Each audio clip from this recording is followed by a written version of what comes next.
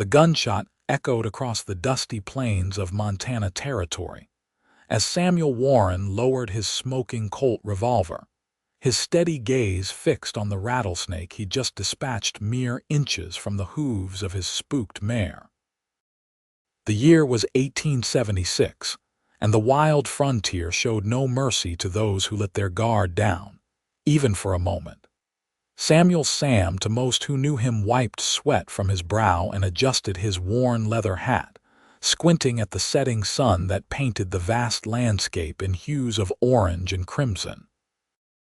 At 32, he'd lived more lives than most men twice his age. Former Union cavalry soldier, occasional bounty hunter, failed gold prospector, and now a solitary rancher on a modest spread 10 miles outside the growing settlement of Helena. His weathered face bore the marks of his journey, a scar slicing through his right eyebrow from a Sioux arrow that nearly took his life 3 years prior, and eyes that had witnessed both the beauty and brutality of the untamed West. Sam collected the dead snake, waste not being a luxury afforded on the frontier, and mounted his horse to continue his ride home. The 2-room cabin came into view as he crested the final hill of his property. It wasn't much rough-hewn logs sealed with mud and straw, a stone chimney that smoked terribly in wet weather, and a small corral for his horses, but it was his, paid for with years of hard work and sacrifice. No wife waited to greet him, no children to run to his arms.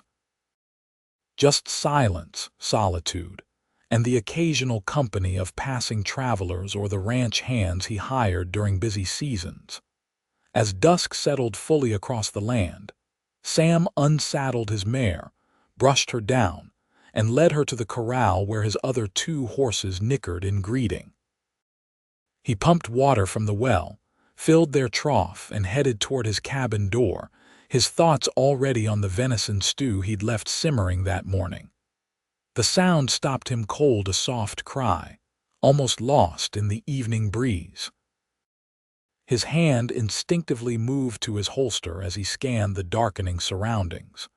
The cry came again, unmistakably the sound of an infant. Sam drew his revolver and approached the far side of his cabin cautiously. There, huddled against the rough wooden wall, sat a young Apache woman, her dark eyes wide with a mixture of fear and determination. In her arms, wrapped in a colorful woven blanket, was a tiny baby no more than a few weeks old. The woman's face was gaunt, her deerskin dress torn and dirty, evidence of a long, difficult journey. Sam lowered his gun slowly. "Madam," he said, his voice softer than his usual gruff tone, "you're a long way from Apache territory." The woman struggled to her feet, wincing slightly as she put weight on what appeared to be an injured ankle. She held the baby protectively against her chest and looked directly into Sam's eyes with a dignity that transcended her desperate condition.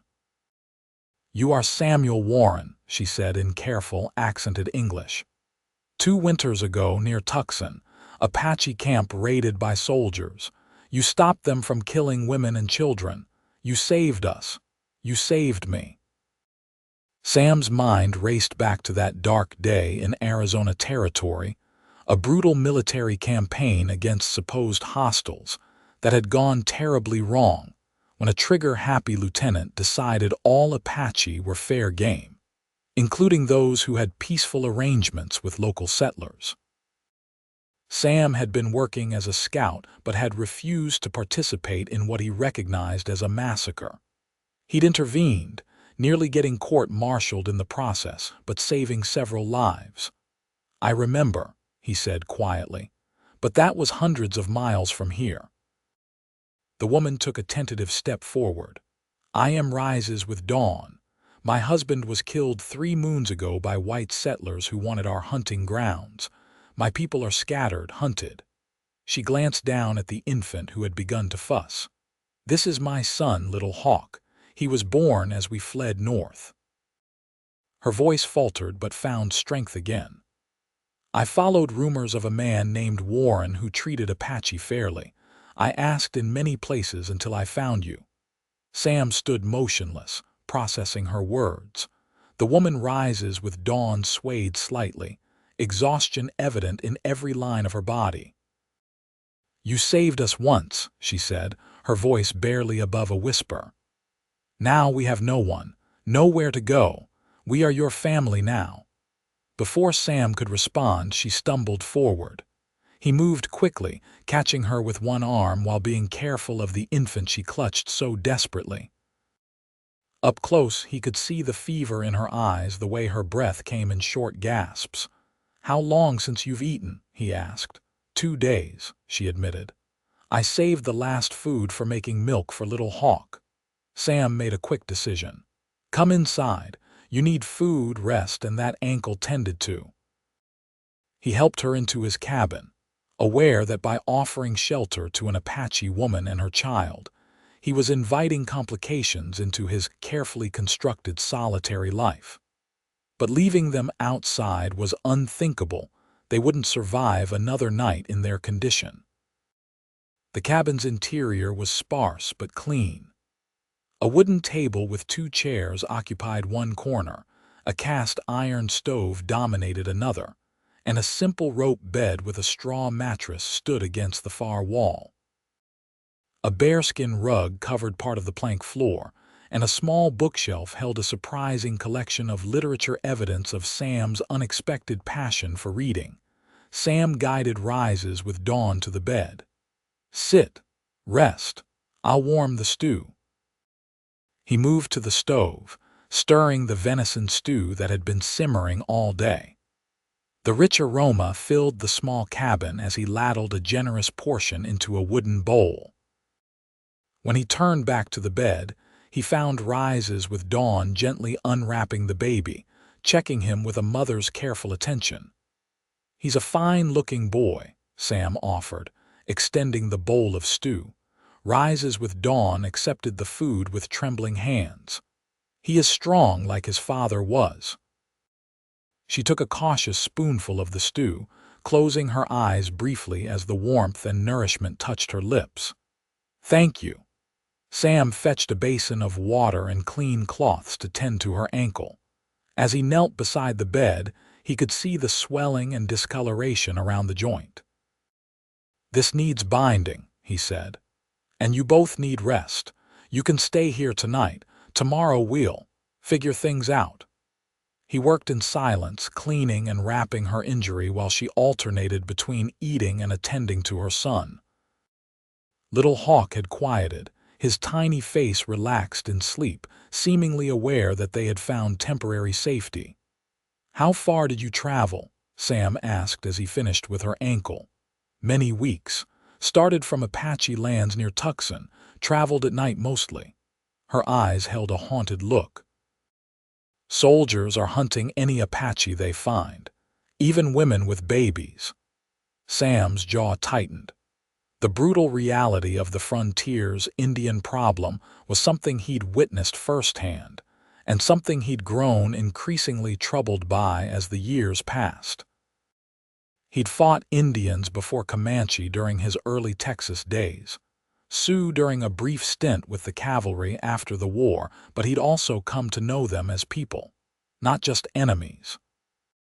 The wholesale slaughter authorized by distant politicians who'd never set foot west of the Mississippi struck him as both cowardly and dishonorable. "You're safe tonight," he said, standing and gathering the medical supplies. "Get some rest. Take the bed. I'll make a pallet by the fire." Rises with Dawn looked at him with an intensity that made him pause. "You are a good man, Samuel Warren. My people have a saying, the spirits guide those who are lost to those who can help them find their way." Sam nodded uncomfortably, unused to gratitude or praise. "Get some sleep. Things will look better in the morning."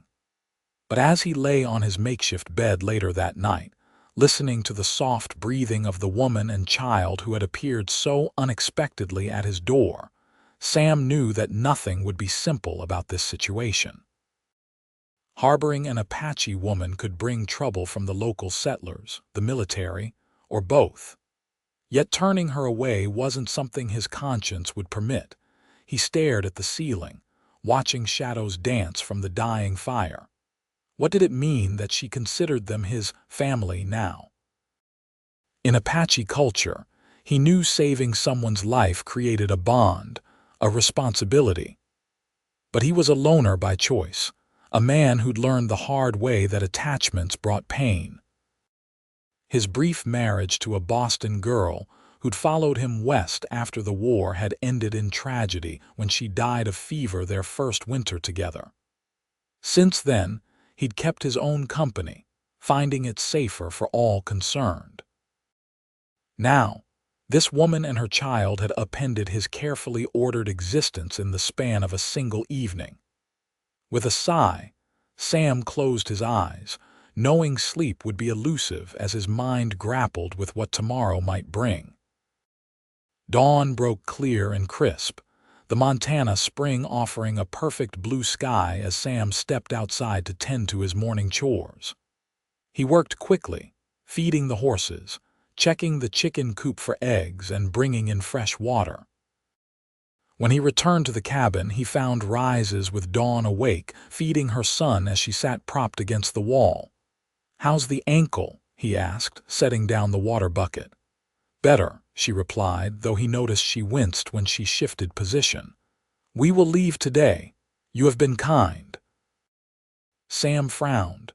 "Where will you go?" Her silence answered him more clearly than words could have. She had nowhere. "There's a flathead settlement about 40 miles north," he offered. "They sometimes take in people from other tribes." Rises with Dawn shook her head. "They would not welcome Apache. And soldiers watch Indian camps now." Sam ran a hand through his hair, considering options that seemed increasingly limited. "You can't travel on that ankle anyway. Stay a few more days, at least until you're stronger." Relief flickered across her features before her expression became carefully neutral again. "We will not be burdened. I can cook, so work."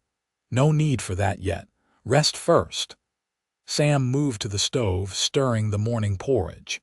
"Does Little Hawk's father have family somewhere?" "People who might take you in." A shadow passed over her face. "Running Bear's family all killed last summer. Soldiers burned their village." She adjusted the baby in her arms. "There is no one now." The finality in her voice struck Sam deeply.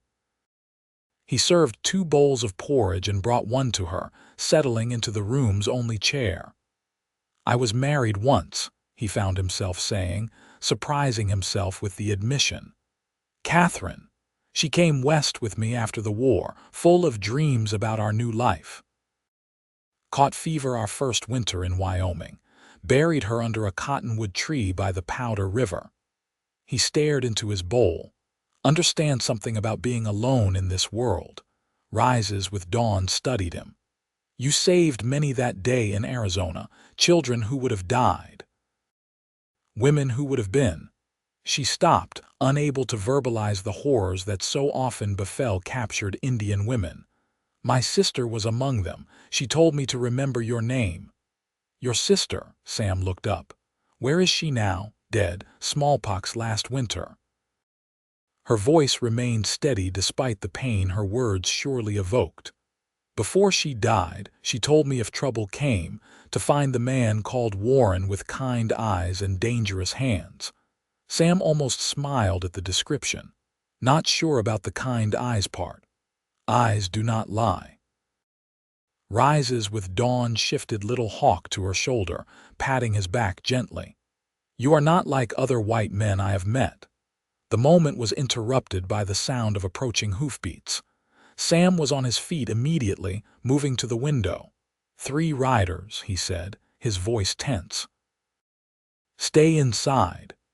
He grabbed his rifle from beside the door and stepped onto the porch, his expression carefully neutral as he recognized the approaching men. Thomas Fletcher, a rancher from the south side of Helena, accompanied by 2 of his hands. Fletcher was known for his vocal hatred of Indians, and had been pushing for the territorial government to remove all native people from the Helena area.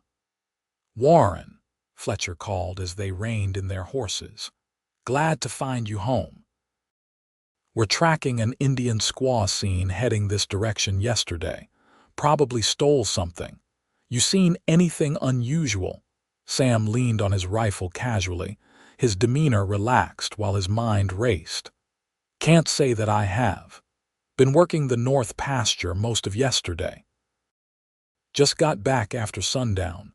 Fletcher's gaze lingered on the cabin behind Sam. "Mind if we take a look around? She might have helped herself to your supplies while you were out." "Actually, I do mind," Sam replied evenly. "Got no reason to think anyone's been through my things, and I value my privacy, as you know." The older of Fletcher's hands, a weathered cowboy named Hank, shifted in his saddle. "Tom, we should keep moving if we want to pick up her trail before noon." Fletcher ignored him, his eyes narrowing at Sam. "You've always been a mite too friendly with the savages for my taste, Warren. Some folks wonder where your loyalties lie." "My loyalties lie with doing what's right," Sam replied, his voice hardening slightly. "And right now, what's right is finishing my morning chores without unexpected company." Tension stretched between them until Fletcher finally spat into the dirt. "Have it your way, but if you see any sign of that squaw, you do well to let us know." "She's traveling with a papoose, probably stolen from decent folk." Sam's knuckles whitened on his rifle, but he kept his expression neutral. "I'll keep an eye out." Fletcher wheeled his horse around, gesturing for his men to follow. "Come on, boys. Let's check the creek bed to the east." Sam remained on the porch until the riders disappeared from view, then quickly returned inside. Rises with Dawn sat exactly where he'd left her, but now held a skinning knife he kept on a shelf, not threatening him, but clearly prepared to defend her child if necessary. "They're gone," Sam said, "but they'll be back. Fletcher isn't one to give up easily." "Who is this man?" she asked, slowly lowering the knife. "Local rancher. Thinks the only good Indian is a dead one." Sam moved to the window, checking to ensure the riders were truly departing. "He's got influence with the territorial authorities." "Then we must leave," Rises with Dawn said, attempting to stand despite her injured ankle. "I will not bring trouble to you." Sam shook his head. "You can't outrun them, not in your condition, and if they catch you." He didn't need to finish the thought. He paced the small confines of the cabin, considering their limited options. "I need to get supplies from town. Feed for the horses, ammunition. I'll see what news is circulating about you. Maybe learn what Fletcher's really after." Rises with Dawn watched him warily. "Why would you risk this for us?" Sam paused, unsure himself of the complete answer. "Because it's right," he said finally, "and because I've seen too many innocent people hurt in this war between worlds." He gathered his hat and coat, checking his revolver before holstering it. "Bar the door behind me. If anyone comes, hide under the floorboards beneath the bearskin rug. There's a small cellar there I use for storing root vegetables." She nodded, understanding the gravity of their situation. As Sam prepared to leave, Little Hawk began to fuss, tiny fists waving in the air. "He has his father's spirit," Rises with Dawn said softly, rocking the infant. "Strong but impatient."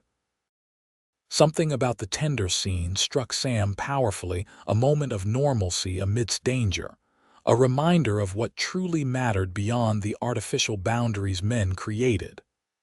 "I'll be back before sundown," he promised, stepping out into the spring morning. The ride to Helena took just over an hour at a steady trot. The town had grown considerably since Sam had first settled in the area 4 years ago, with the gold strikes bringing miners, merchants, and opportunists of all stripes. Main Street now boasted a proper hotel, 3 saloons, a bank, and various shops catering to the needs of a growing frontier community. Sam tied his horse outside Henderson's general store, nodding to the familiar faces he passed. Inside, he found Robert Henderson himself restocking shelves with canned goods newly arrived from back east. Sam Warren, the shopkeeper, greeted him warmly. "Didn't expect to see you for another week at least." "Ran low on some essentials," Sam replied, gathering flour, coffee, sugar, and other supplies.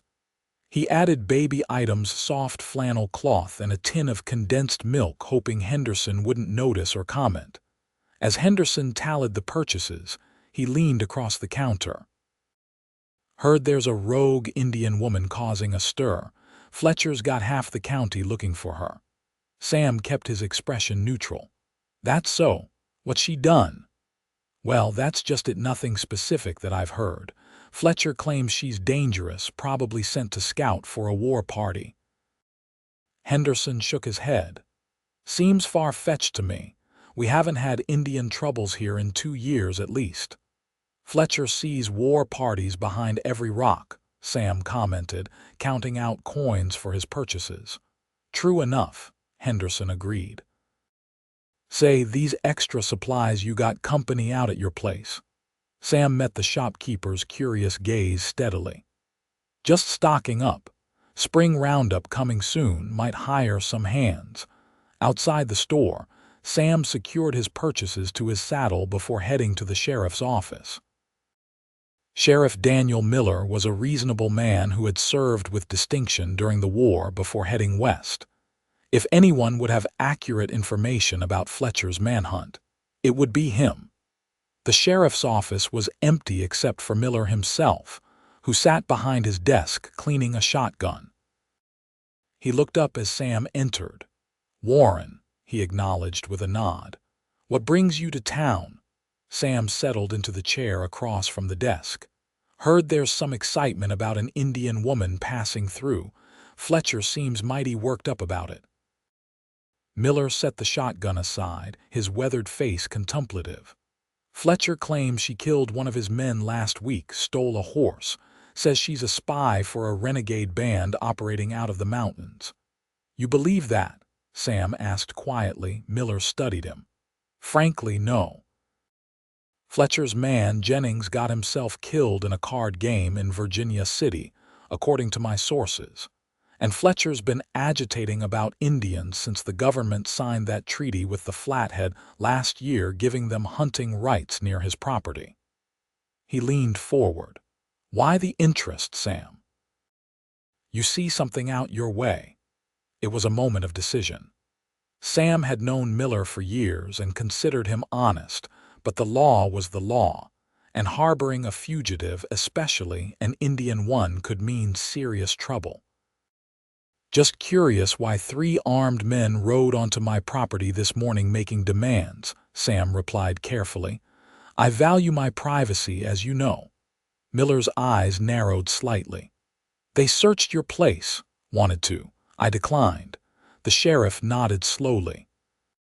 "Fletcher doesn't have any authority to search private property. If he returns, remind him of that." He paused. "But Sam, if there is an Apache woman around these parts, she's in danger not just from Fletcher. The territorial governor's under pressure from Washington to show progress in the Indian problem. Even I might get orders I don't care to follow." Sam understood the implicit warning. "Appreciated, Daniel." As he rose to leave, Miller added, "Whatever you're mixed up in, be careful. Fletcher's not known for his restraint." The ride back to the cabin gave Sam time to think. The situation was more precarious than he'd initially realized. If Fletcher was fabricating charges against Rises with Dawn to justify hunting her, there would be no reasoning with him. And if territorial authorities became involved, even Sheriff Miller's sympathies wouldn't matter. The sun was beginning its westward descent when Sam arrived home. He approached cautiously, relieved to see no signs of visitors. When he entered the cabin, he found Rises with Dawn sitting at the table. sewing a torn part of her dress with needle and thread she must have found in his meager supplies. Little Hawk lay sleeping in a makeshift cradle fashioned from a wooden box lined with blankets. The cabin had been swept clean, and something fragrant simmered on the stove, a soup made from the dried venison and wild onions that had been in his pantry. "You've been busy," Sam observed, setting down his purchases. "It helps to have work," she replied simply. "Did you learn anything in town?"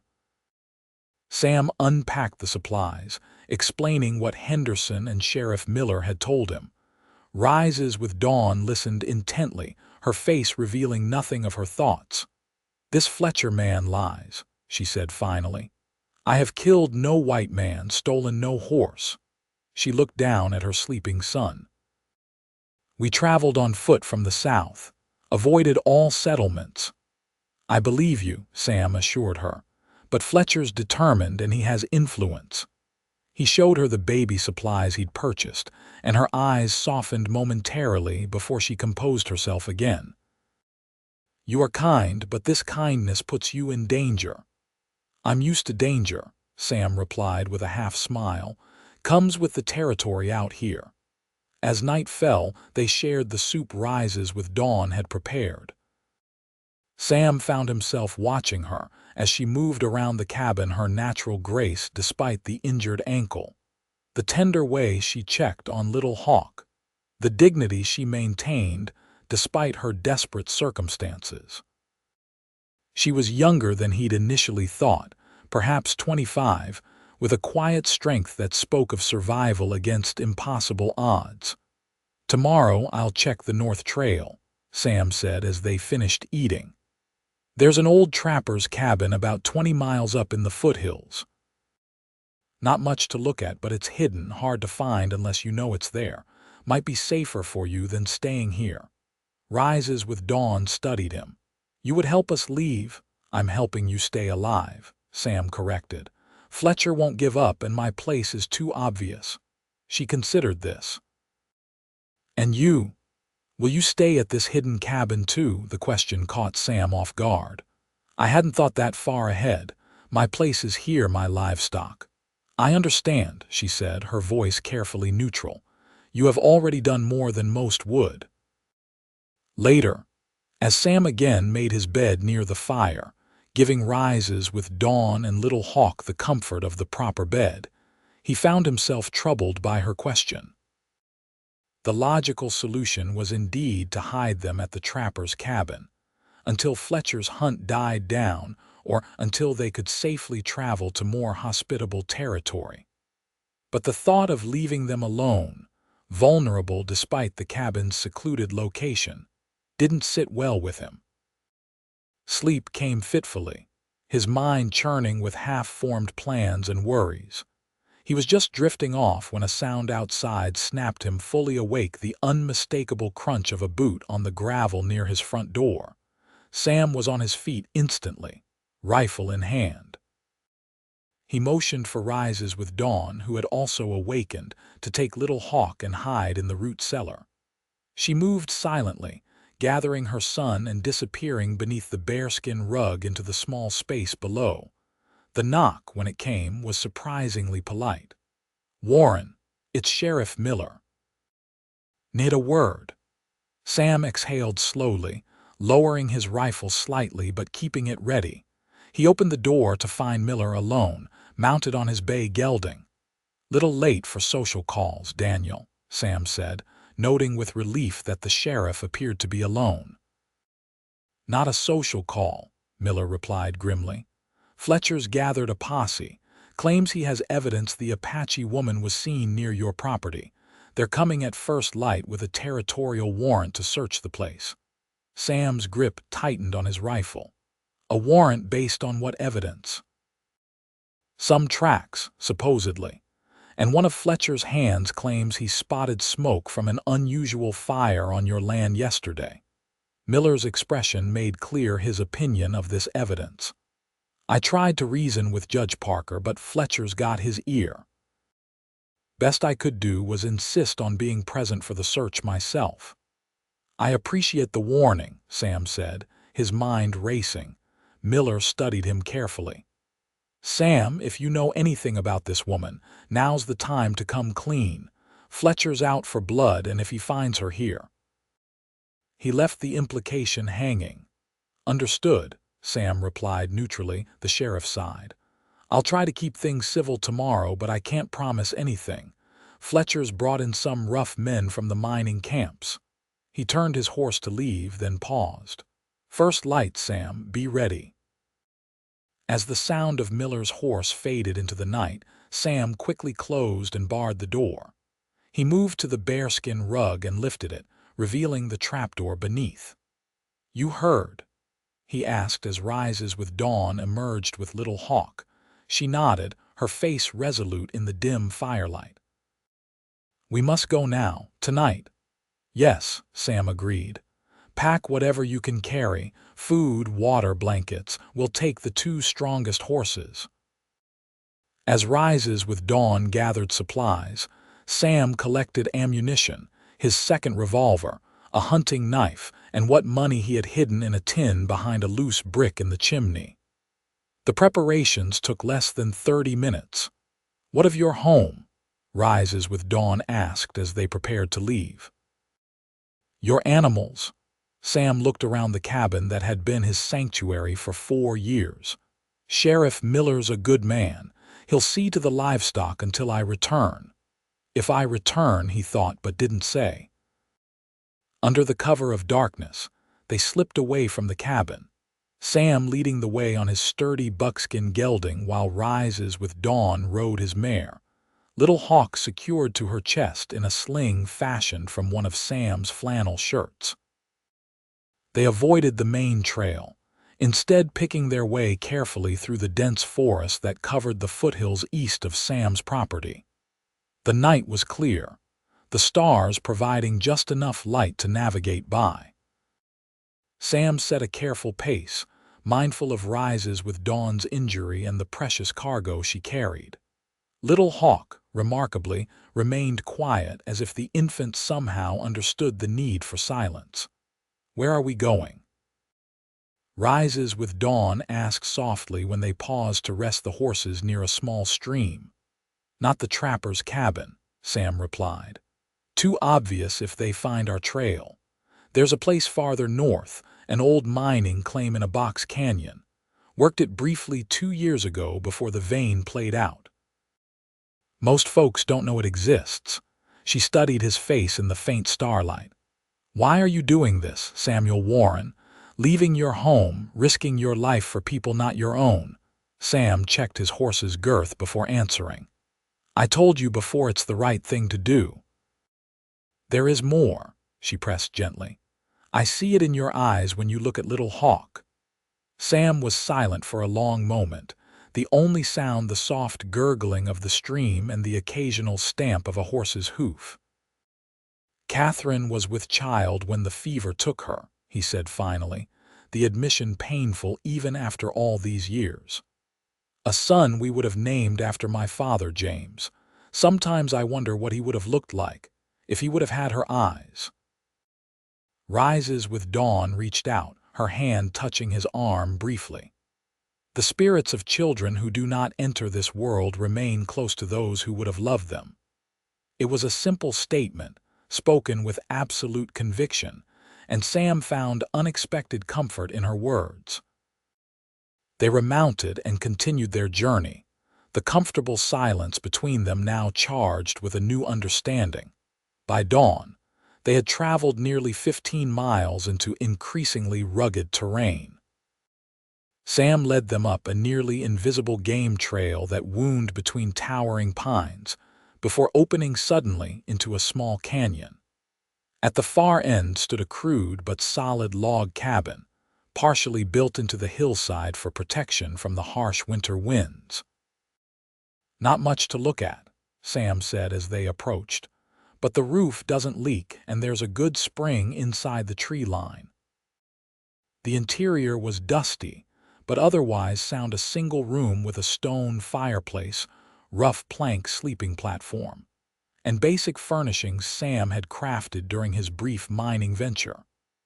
A layer of dust covered everything, but otherwise, the cabin appeared undisturbed since his last visit. "We should be safe here for now," Sam said, helping Rises with Dawn dismount. Little Hawk had awakened and was beginning to fuss. "I'll tend to the horses, then see about getting a fire started. The nights are cold up here, even in spring." While Sam cared for the animals, securing them in a small lean-to adjacent to the cabin, Rises with Dawn settled inside, feeding Little Hawk and taking stock of their new surroundings. By the time Sam returned, she had swept the worst of the dust away using pine branches and was arranging their meager supplies. "It is a good place," she said simply. "Defensible. Hidden." Sam nodded, impressed by her tactical assessment.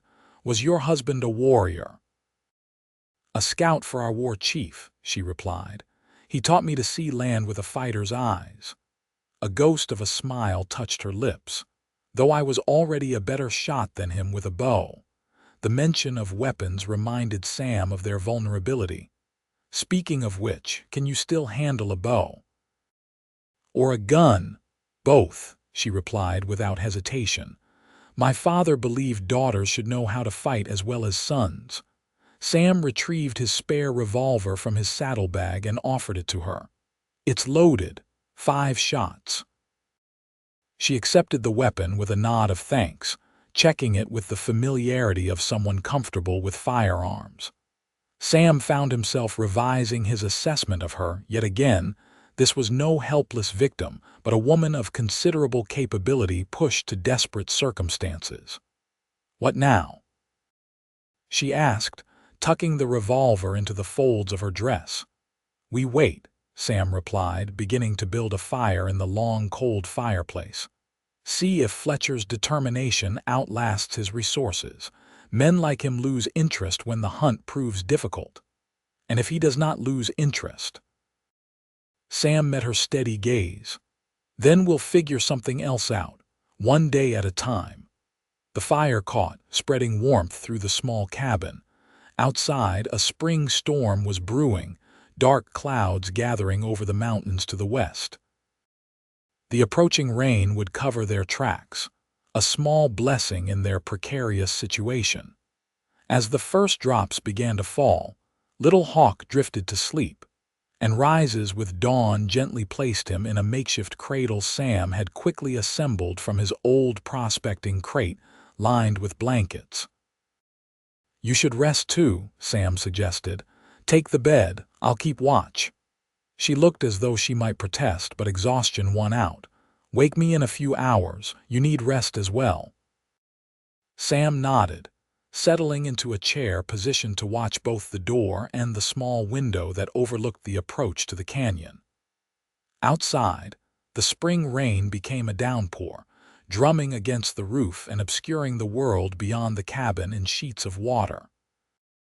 Despite his intention to remain vigilant, the events of the past 2 days and the soothing rhythm of the rainfall conspired against Sam.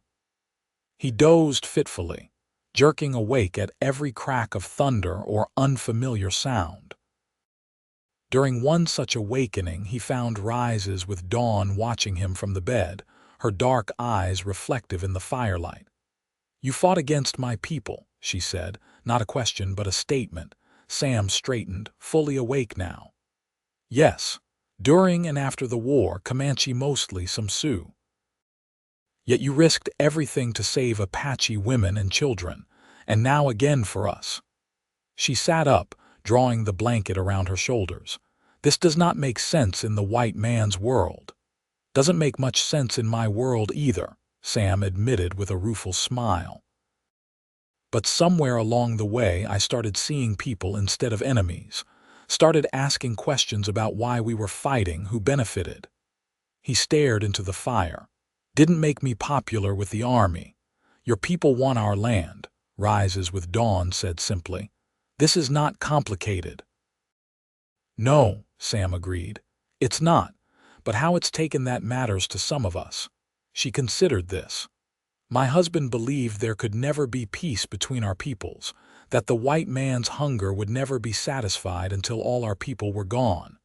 He might have been right, Sam acknowledged. But I have to believe there's another way, that not all battles end in destruction. A warrior who dreams of peace, she said softly. My grandfather would say your spirit walks between worlds. The conversation lapsed into comfortable silence, broken only by the continuing rainfall and the occasional pop from the fire. Outside, the day was advancing, though the storm clouds kept the forest in perpetual twilight. I should check the horses, Sam said eventually, rising and stretching his stiff muscles. The rain has stopped, Rises with Dawn observed, nodding toward the window where indeed the downpour had subsided to a gentle drizzle. Sam stepped outside, breathing deeply of the rain-washed air. The forest smelled of pine and wet earth, the natural world continuing its rhythms despite human conflicts. He checked on the horses, finding them content with the shelter and feed he'd provided, then scouted the perimeter of their small haven. The rain had obliterated any tracks they might have left, another small piece of luck. When he returned to the cabin, he found Rises with Dawn had prepared a simple meal from their supplies, jerked venison softened in hot water with wild onions she discovered growing near the spring. Not fancy, she said, but it will give strength. They ate together, the domesticity of the scene striking in contrast to the circumstances that had brought them together. Little Hawk awakened, demanding his own meal, which Rises with Dawn provided while continuing her conversation with Sam, her modesty natural and unaffected. "Tell me of your wife," she said unexpectedly. "Catherine, was she beautiful?" The question caught Sam off guard, but he found himself answering. Yes, in her way. Not just her face, though that was lovely enough. It was her spirit, determined, brave. She left a wealthy family in Boston to follow me west. Never complained, even when our first home was nothing but a sod dugout with a dirt floor. You loved her very much, Rises with Dawn observed.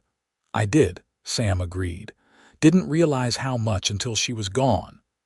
It is the same with Running Bear, she said, adjusting Little Hawk at her breast. In life, we had many arguments. He was stubborn, proud. But in death, I remember only his strength, his laugh, the way he looked at our son when he was born. The parallel in their experiences created a bridge of understanding between them that transcended their different worlds.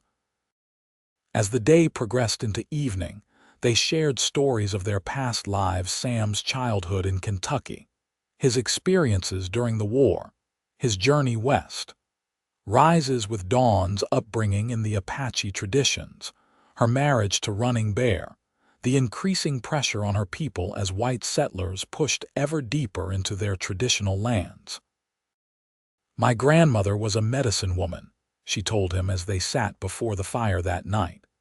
She could heal many sicknesses, knew which plants brought life and which brought death. She tried to teach me, but I was young, more interested in riding horses and shooting arrows with my brothers. You regret that now? Sam asked. Yes, knowledge dies with each elder we lose. She looked down at Little Hawk, sleeping peacefully in his cradle. What of our ways will he know? What songs will he learn if there is no one left to teach him? The question hung heavy in the air, unanswerable yet profound in its implications. Sam found himself contemplating a future where the rich tapestry of Apache culture existed only in memory, a loss that suddenly seemed deeply personal through his connection to the woman and child before him. Days passed, settling into an unexpected routine. Sam ventured out each morning to hunt, bringing back rabbit or grouse for their meals. Rises with Dawn's ankle improved steadily, allowing her to gather wild plants to supplement their diet. Little Hawk thrived under their care, his personality emerging alert, curious, quick to smile at both his mother and the tall white man who had become a constant in his young life. On the fifth day, Sam returned from hunting to find Rises with Dawn outside the cabin, instructing him to close his eyes. "What is this about?" he asked, amused but complying with her request. "Open," she said after a moment. Before him stood a small rack from which hung strips of meat curing in the sun, a traditional Apache method of preserving game. "You've been busy," he observed, impressed by her initiative. "We cannot live only on what you hunt each day," she explained practically. "Winter comes quickly in mountains, even after spring." Her words carried an assumption that they would remain together beyond their immediate crisis that neither had yet articulated. Sam felt a tightening in his chest, a mixture of apprehension and something warmer he wasn't ready to name. "Speaking of winter," he said, deflecting from the implications, "we need to think about our next steps. Can't stay here indefinitely. Supplies will run low eventually." Rises with Dawn's expression became guarded. "You wish us to leave?" "No," Sam said quickly, surprising himself with the vehemence of his response. "That's not what I meant, just that we need a plan beyond hiding." She studied him intently. What kind of plan? It was a question Sam had been wrestling with for days. "I've been thinking about Canada," he said finally. "The Northwest Territories. British law treats Indians differently, and there are mixed settlements where people mind their own business. This is very far, a few hundred miles north. Hard traveling, but possible before winter if we're careful." Sam watched her reaction closely. "It would mean leaving everything behind for both of us." Rises with Dawn was silent for a long moment, her gaze turning to the mountains visible beyond their small canyon. "My people have always moved with necessity," she said finally. "The Apache way is to adapt, survive." She looked back at Sam. "But what of your life here, your ranch?" Sam shrugged. "It's just land. There's more elsewhere." The simplicity of his statement belied the sacrifice. It represented years of work, the stability he'd fought to create after the chaos of war and loss. Yet as he spoke the words, he realized they were true. The ranch was just a place. What mattered was standing before him, a proud woman who had trusted him with her life and the life of her child. Their conversation was interrupted by the distant but unmistakable sound of a horse's, nay, not their own mounts, which were secured in the lean-to. Sam's hand moved instinctively to his rifle. "Inside, quickly." They retreated to the cabin, Sam positioning himself at the window while Rises with Dawn gathered Little Hawk and the revolver he'd given her. Minutes passed in tense silence before Sam spotted movement at the canyon's entrance, a lone rider picking his way carefully along the overgrown trail. "One man," Sam whispered. "Can't make out who yet." As the rider drew closer, Sam's grip on his rifle tightened, then relaxed slightly. "It's Sheriff Miller." "How would he find us?" Rises with Dawn asked, suspicion evident in her voice. "I don't know," Sam admitted. "But if he wanted to bring a posse, he would have. Stay inside, keep the gun ready just in case." Sam stepped onto the cabin's small porch as Miller approached, his expression neutral but his rifle visible and ready. "That's far enough, Daniel," he called when the sheriff was within earshot. Miller reined in his horse, raising his hand slightly to show he was alone and meant no harm. "Figured I'd find you up here eventually. You mentioned this place once when we were sharing a bottle." "What brings you all this way?" Sam asked, not lowering his rifle. "Information you need to hear," Miller replied. "Mind if I dismount? Been a long ride." Sam considered, then nodded, though he maintained his vigilant posture. Miller swung down from his horse, stretching his back before approaching slowly. "Fletcher's gone," he said without preamble. "Got himself killed 3 days ago in a dispute with some miners over at Virginia City. Apparently, he tried to recruit them for his Indian hunt, and said some things about the miners' Shoshone wives that didn't sit well.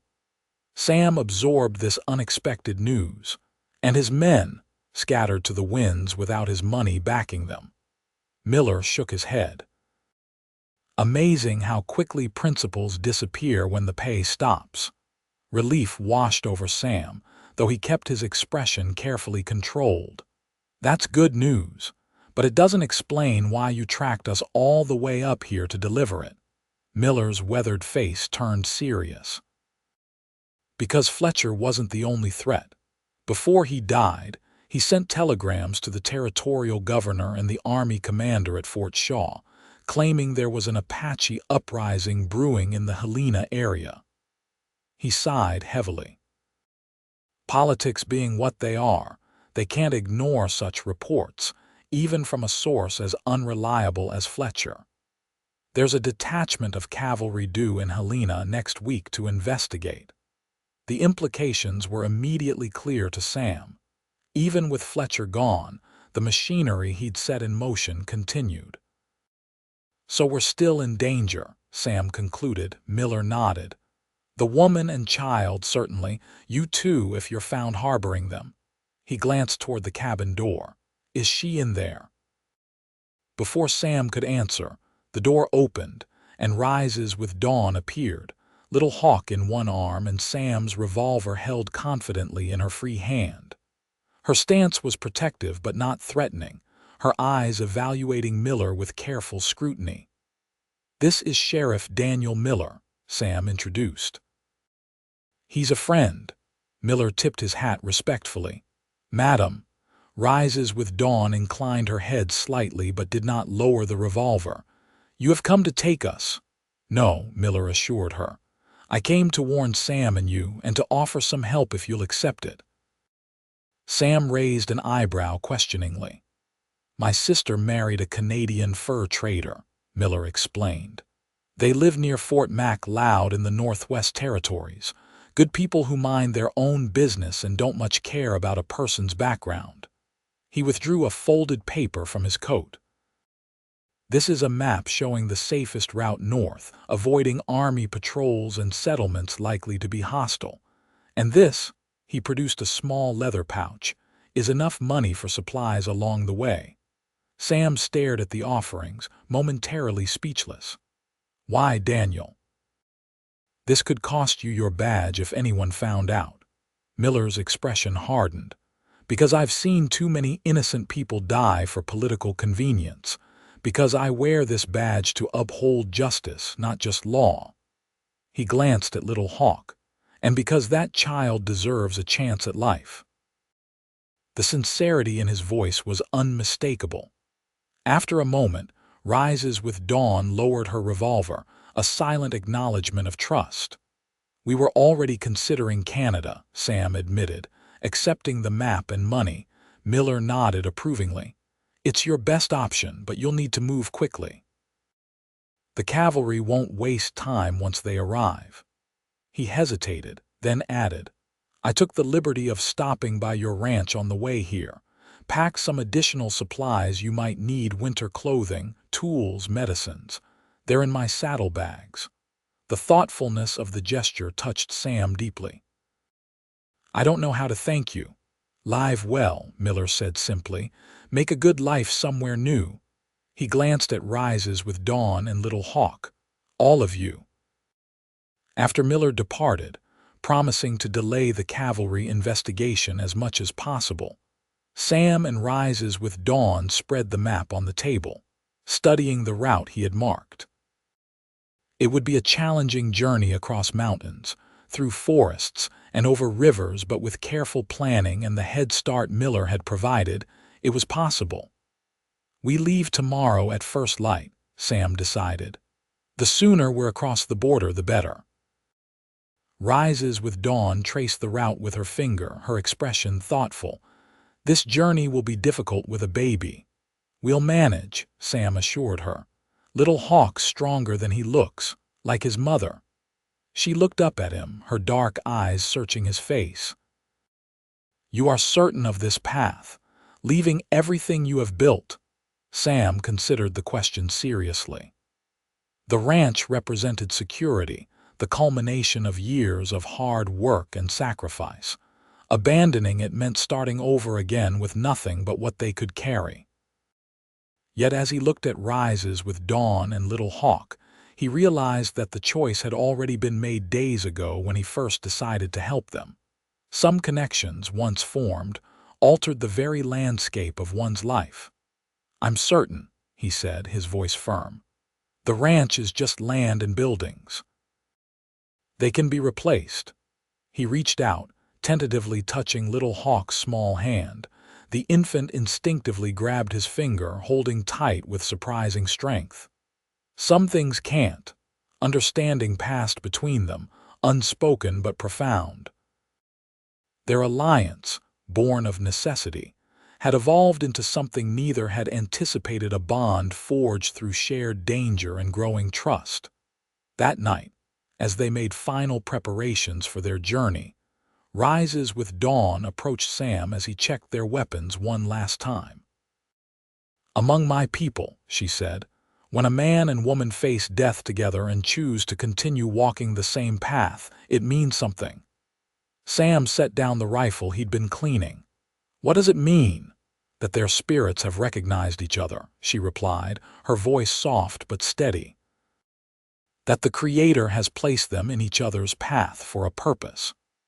The weight of her words hung between them, challenging Sam to acknowledge what had been gradually developing over their days together, a connection that transcended their different worlds. "Where I come from," Sam said carefully, "a man doesn't presume to speak for a woman's heart, especially one who has known recent loss." Rises with Dawn stepped closer.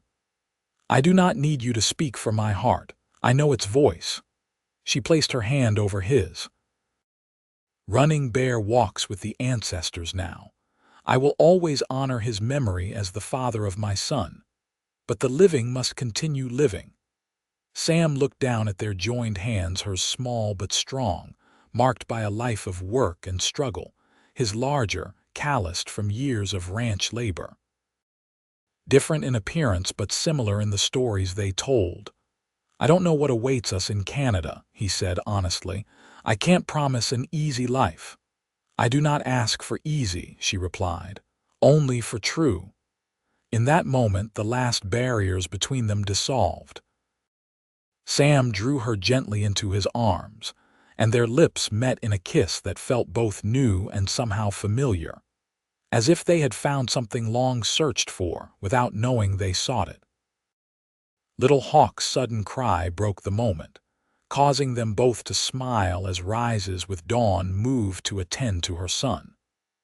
The interruption seemed fitting, a reminder that their emerging feelings existed within the context of responsibilities already undertaken.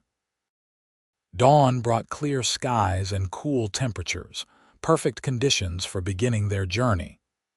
They packed efficiently, taking only what was essential: food, weapons, tools, warm clothing, and the few personal items each considered irreplaceable. For Sam, this included his father's pocket watch and a small Degria type of Catherine.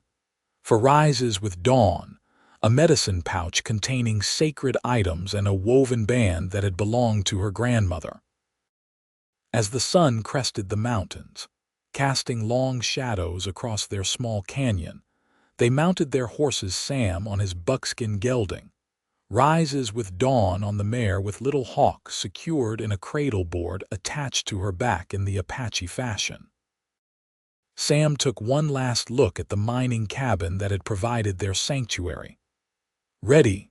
Rises with Dawn nodded, her expression resolute. "The path is long, but we are strong." They rode north, following game trails and old trapper routes, avoiding settlements and keeping to the cover of forests whenever possible. The land grew increasingly wild and beautiful as they progressed, towering pines giving way to alpine meadows bursting with spring wildflowers, crystal clear streams teeming with fish, and dramatic mountain vistas that took their breath away. Despite the ever-present danger of discovery, these days on the trail held an unexpected sweetness. Free from the immediate threat of Fletcher and with a clear purpose guiding them, Sam and Rises with Dawn found space to learn each other more fully. They shared stories of their childhoods, their dreams, their beliefs about the world.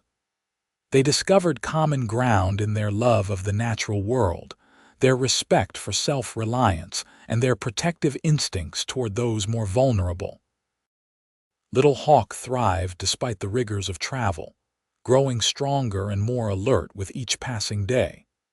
He became accustomed to the rhythm of the journey, sleeping soundly during the day's ride and watching the evening campfire with wide, curious eyes. Both Sam and Rises with Dawn took joy in his development, his first true laugh, when Sam made shadow puppets against the tent wall, his determined attempts to roll over, the way his tiny face lit up at the sight of either of them. 2 weeks into their journey, they made camp near a secluded mountain lake. The evening was unusually warm, the air fragrant with pine and wildflowers. After securing the horses and setting up their small tent, Sam caught several trout from the lake while Rises with Dawn gathered wild onions and berries to accompany them. As they sat beside the fire, enjoying their meal under a canopy of stars, Rises with Dawn suddenly stilled, her head tilted slightly as if listening. "What is it?" Sam asked, instantly alert for danger. "The water spirits," she said, nodding toward the lake where the full moon's reflection shimmered on the surface.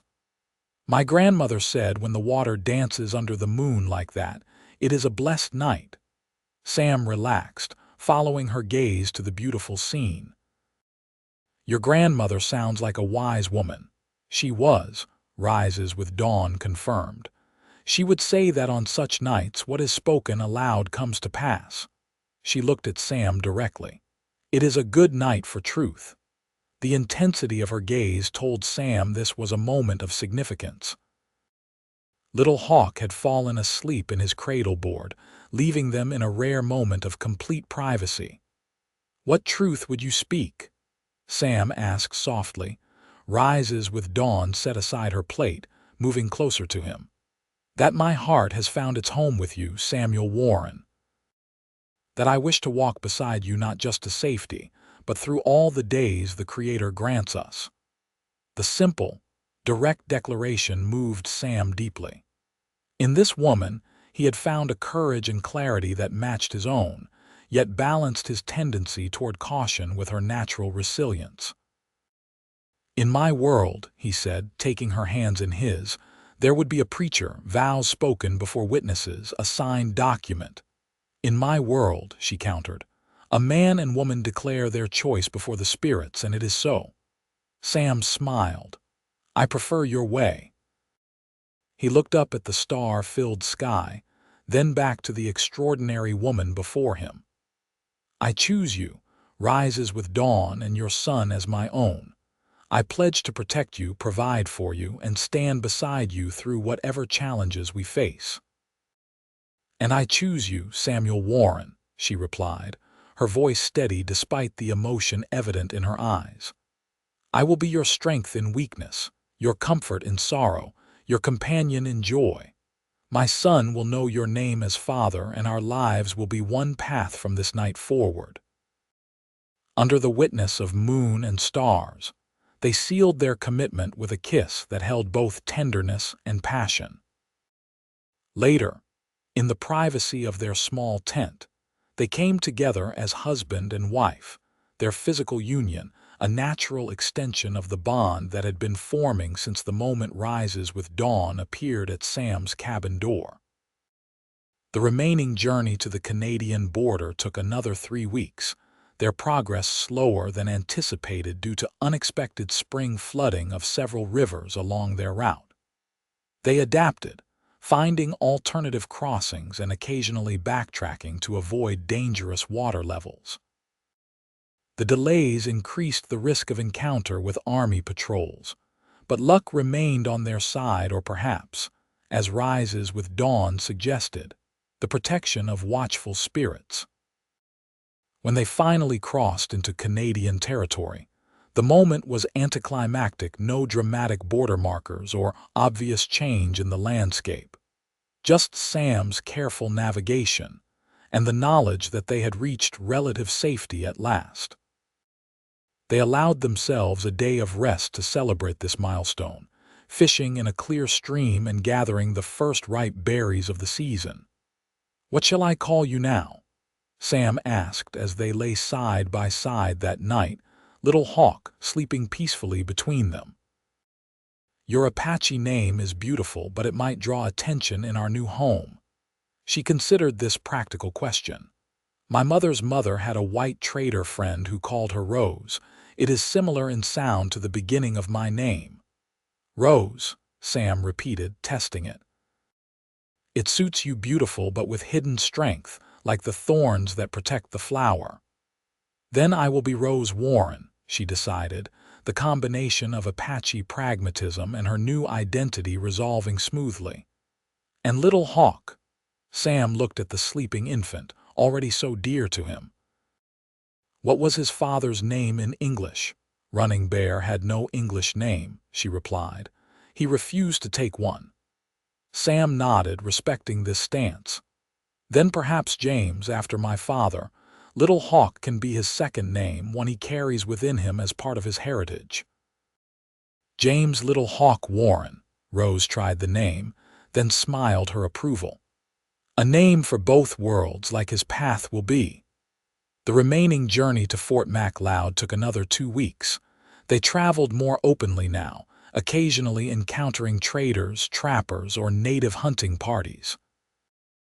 The Northwest Territories operated under different rules than the American frontier, with the Northwest Mounted Police maintaining a more balanced approach to relations between settlers and indigenous peoples. While prejudice certainly existed, the immediate danger of military action against them had diminished.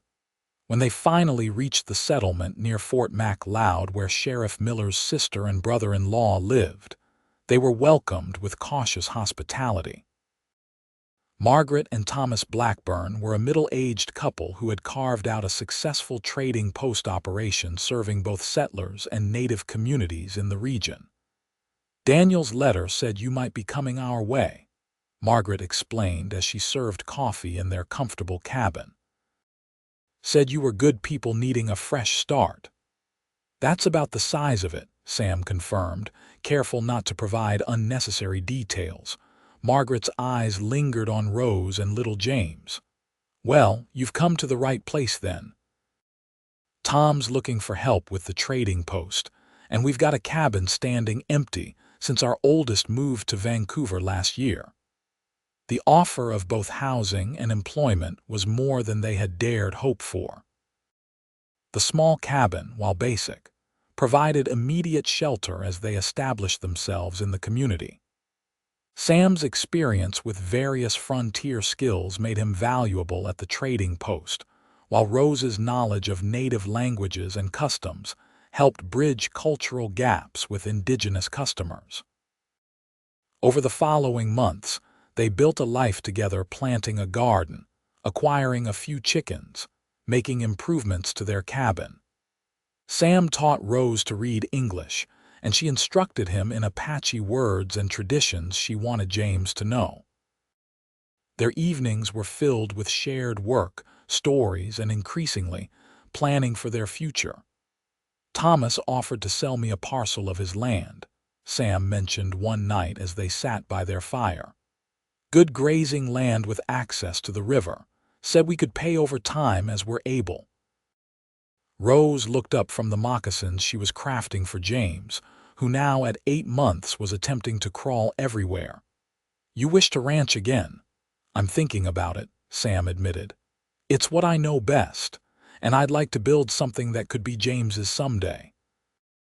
He watched their son determinedly pursuing a wooden toy across the cabin floor. "And maybe his brothers or sisters, if we're so blessed." The mention of future children brought a soft smile to Rose's face. "The land is good here," she agreed, "and the people allow us to live in peace." She set aside her sewing. "I would like a daughter someday, a girl to teach the women's medicines my grandmother shared with me."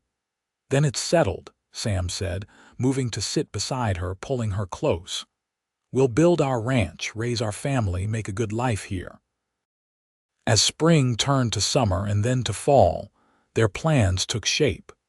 With Thomas Blackburn's help, Sam secured a bank loan to purchase 50 acres of prime grazing land. He and Rose worked tirelessly, building fences, constructing a larger cabin, and acquiring a small herd of cattle to start their operation. Word of Sam's fair dealings and Rose's healing knowledge spread through both the settler and indigenous communities. While there were some who viewed their mixed marriage with suspicion, most accepted them based on their contributions to the community. The Northwest Mounted Police Sergeant, who occasionally visited, treated them with the same respect accorded any hard-working homesteaders. Little James grew strong and healthy, a beautiful blend of his two heritages. His first clear word was "Papa," directed at Sam with a toothy grin that melted the former cowboy's heart completely. His second was an Apache word for horse, reflecting his early fascination with the animals that surrounded him. As their first Christmas in Canada approached, Rose surprised Sam with news that brought their journey full circle. "The spirits have blessed us," she told him one snowy evening as James slept. "A new life grows inside me." Sam's joy was boundless. He lifted Rose into his arms, spinning her around their cabin before carefully setting her down, suddenly concerned about her condition. "Are you well? Do you need anything? Should you be resting more?"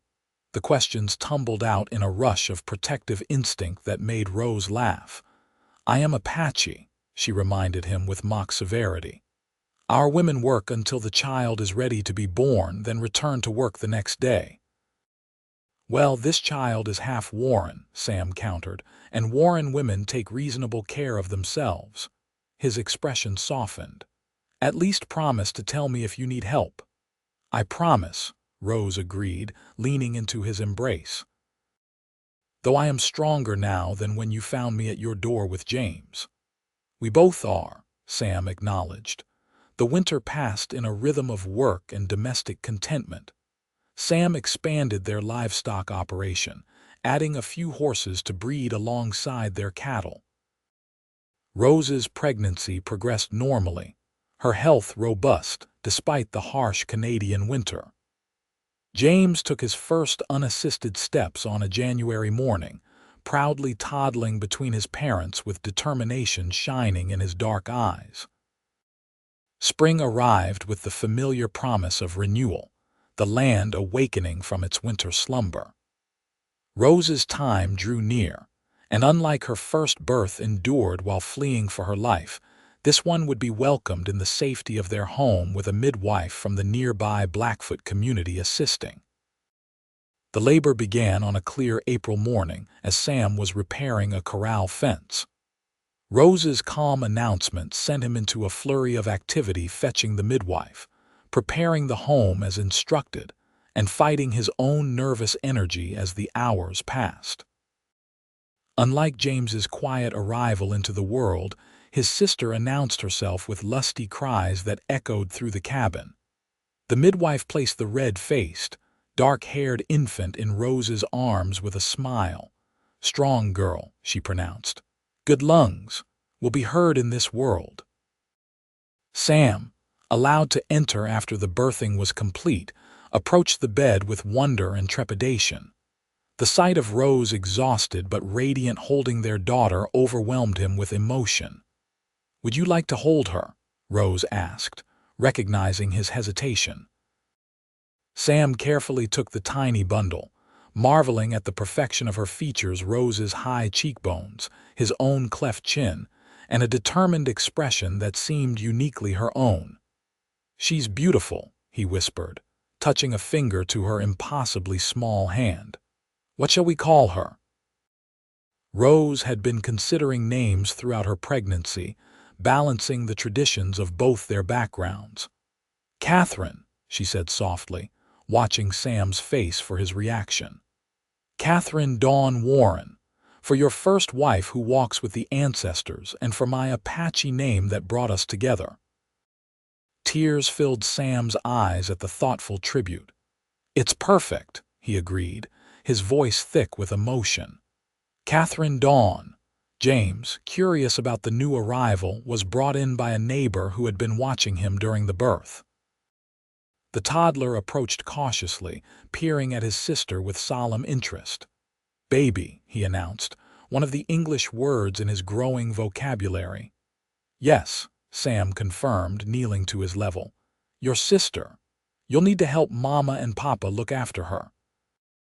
James seemed to consider this responsibility seriously, before nodding his acceptance, reaching out to gently touch the baby's foot with a careful finger. The moment crystallized everything their journey had been leading toward, not just physical safety or material security, but the creation of a family, bound by choice and love, rather than merely blood or circumstance. In this cabin, far from where their paths had first crossed, they had found home in each other. As the years passed, the Warren Ranch prospered, eventually expanding to over 200 acres with a growing reputation for quality horses and cattle. Sam and Rose added a third child to their family, another son they named Thomas Daniel, honoring both Thomas Blackburn and Sheriff Daniel Miller, whose intervention had made their new life possible. James grew into a thoughtful young man who combined his father's practical skills with his mother's spiritual awareness.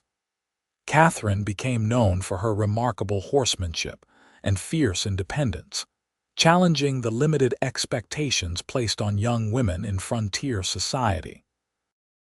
Young Thomas showed an aptitude for numbers and trade that suggested he might one day expand the family business in new directions.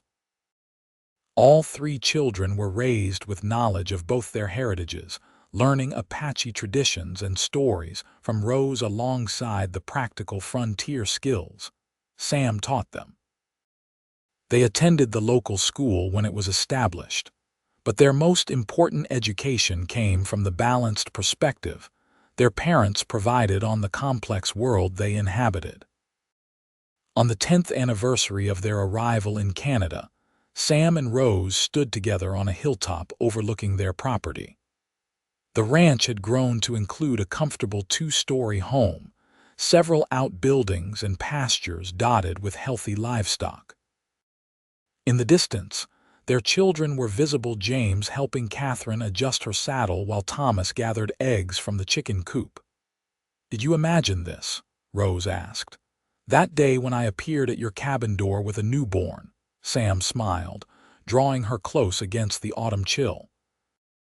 "Not in my wildest dreams. I just knew I couldn't turn you away. The spirits guided me to the right door," Rose said with certainty. "They knew your heart before you spoke a single word to me." Sam considered this. Once he would have dismissed such mystical interpretations, preferring explanations grounded in practical reality.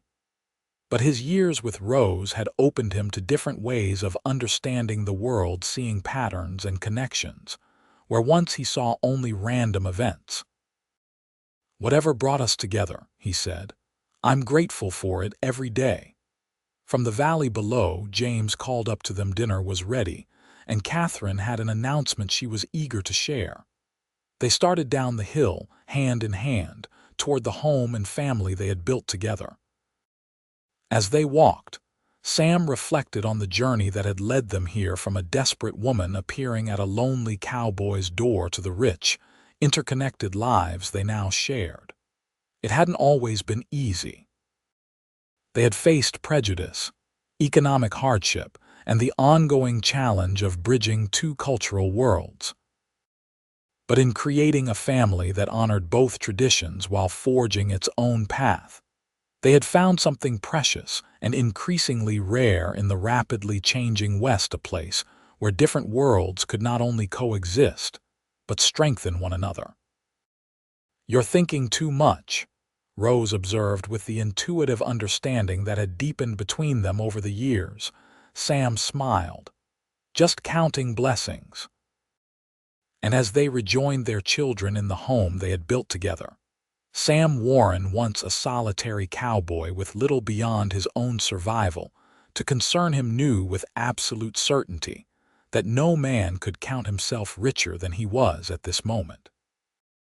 In the years that followed, the legend of the Warren family spread throughout the territory, the American cowboy and Apache woman who had defied convention to build one of the region's most respected ranches. Their story became a testament to the possibility that even in a world divided by prejudice and conflict, love could create bridges between seemingly unbridgeable worlds. And it had all begun with a single act of courage when an Apache woman appeared at a cowboy's door with a newborn, saying words that would change both their lives forever. "You saved us once. Now we're your family."